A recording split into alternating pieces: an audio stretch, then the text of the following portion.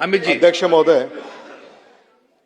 लातूर नांदेड या दोन जिल्ह्यांना जोडणारा 104 किलोमीटर लांबीचा नांदेड लोहा अहमदपूर लातूर फाटा या रेल्वे मार्गाची मागणी गेल्या 5 दशकापासून प्रलंबित आहे।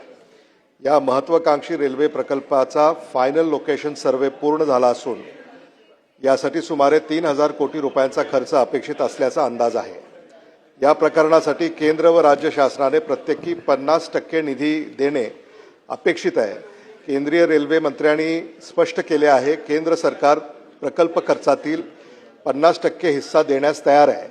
मात्र राज्य सरकारकडून अद्याप अपेक्षित आर्थिक सहभागाबाबत कोणताही ठोस निर्णय झाला नाही।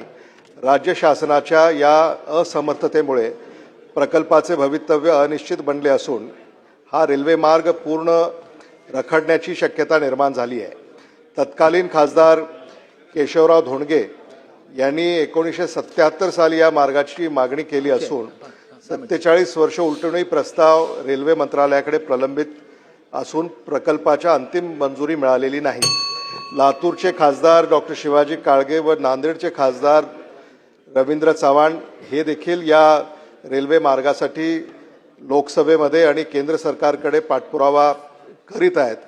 हा रेल्वे मार्ग पूर्ण झाल्यास नांदेड लोहा अहमदपूर आणि लातूर परिसरातील वाहतूक व्यवस्था अधिक सुलभ होईल, तसेच व्यापार उद्योग शिक्षण पर्यटन आणि प्रवासी वाहतुकीला मोठी चालना मिळेल। तरी राज्य शासनाने या महत्त्वपूर्ण विषयात तातडीने लक्ष घालावे आणि नांदेड लोहा अहमदपूर लातूर फाटा रेल्वे मार्गासाठी आवश्यक असलेल्या 50% निधीच्या हिश्श्याची त्वरित मंजुरी द्यावी। तसेच केंद्र सरकारशी समन्वय साधून या प्रकल्पाच्या प्रत्यक्ष कामाला लवकरात लवकर सुरुवात करावी, हा औचित्याचा मुद्दा मी उपस्थित करीत आहे।